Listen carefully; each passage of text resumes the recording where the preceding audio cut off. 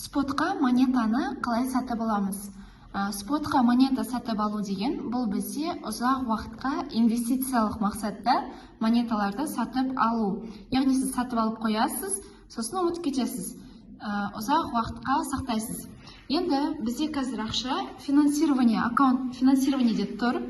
Осыны біз переводы дегенді басып, финансированиеден единый торговыйға аударуымыз керекпіз. Мына жерде USDT дегенді таңдаймыз. Максимум. Вот.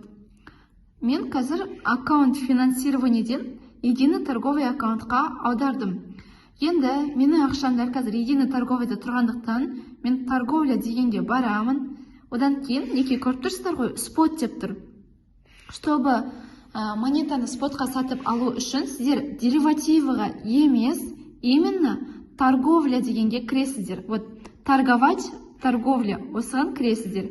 Енді мен сіздерге спотқа монеталарды біз осы крипто премиум деген каналға берген болатынбыз.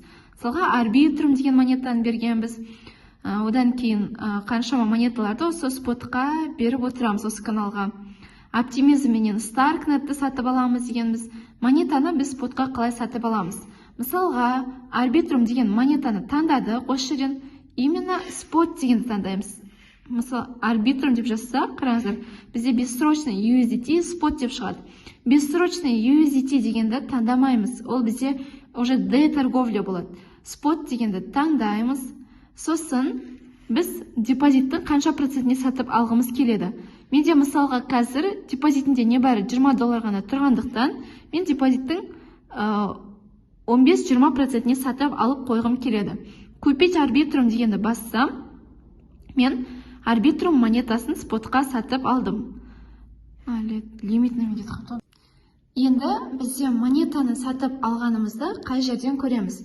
Активы деген жерге өтетін болсаңыздар, сіздерде единый торговый аккаунтта өздеріңіз сатып алған монеталар осы жерде тұрады. Мысалға мен қазір арбитрум монетасын сатып алғанмын. Енді келесі басқа монетаны көрсетейін. Оптимизм деген монетаны қалай сатып аламыз?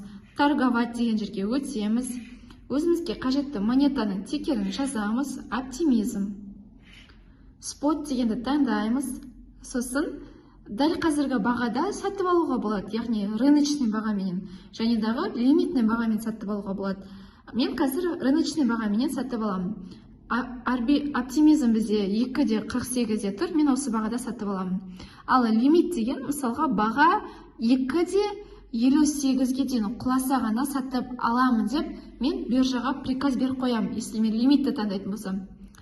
Енді рыночный дегенді басып, депозиттің 15%-не қазір оптимизм деген монетадан сатып алып жатырмын.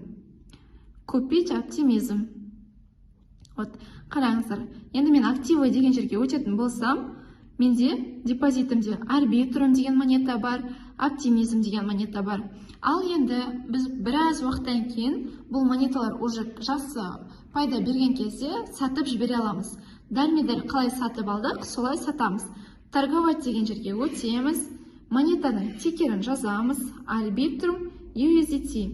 Сосын уже продать деген кнопканы басып, толығыменен 100%-на сатып жібереміз. Мына жерде сіздерде крючок тұрады, осы крючокты до конца апарасыздар. Рыночный бағада продать арбитрум.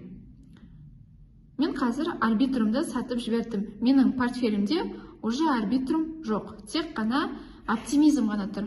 Енді оптимизмді да дәл солай сатып жіберсем болады. Оптимизм USDT, продать, рыночный бағада бәрін сату. Вот, все ордера успешно выполнены.